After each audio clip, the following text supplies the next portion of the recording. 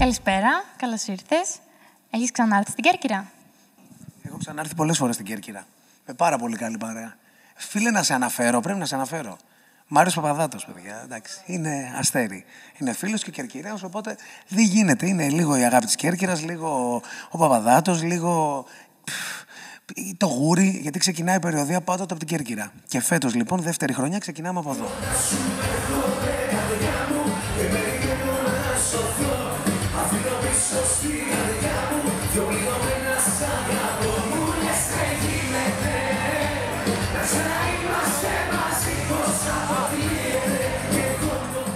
Παράδεισος, πανέμορφο.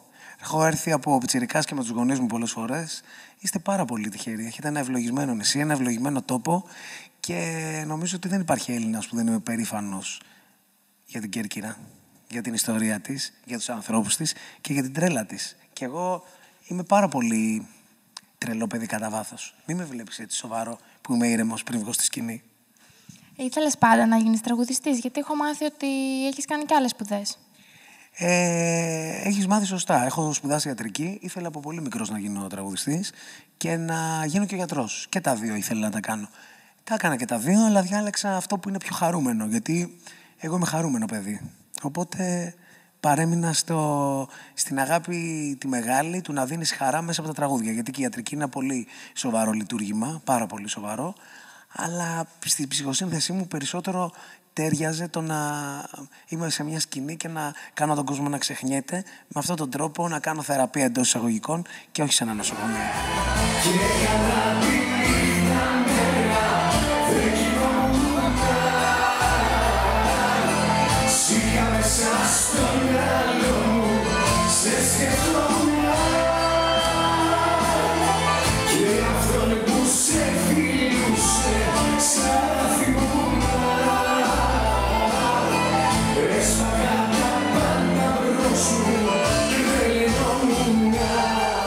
Έτσι όπως έχει έρθει η κατάσταση με την κρίση, ο κόσμος συνεχίζει να έρχεται.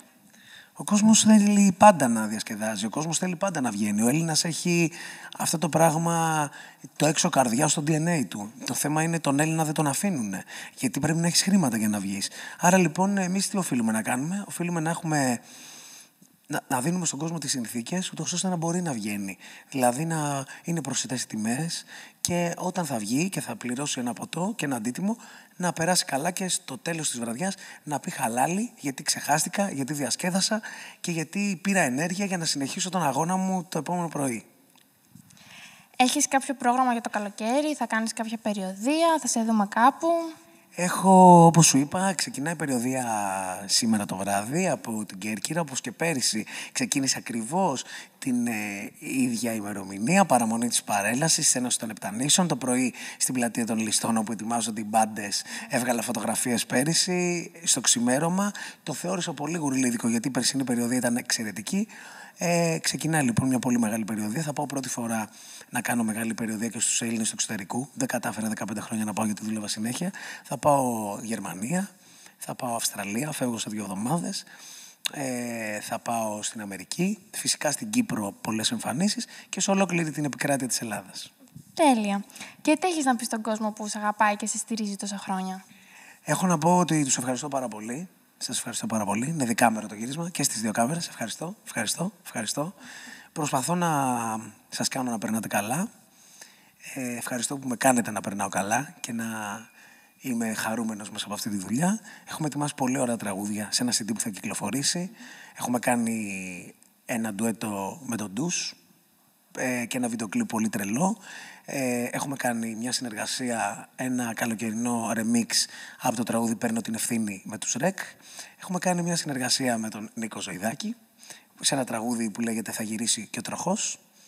Δεν λέει αυτό που φαντάζεστε, αλλά αυτό είναι το νόημα.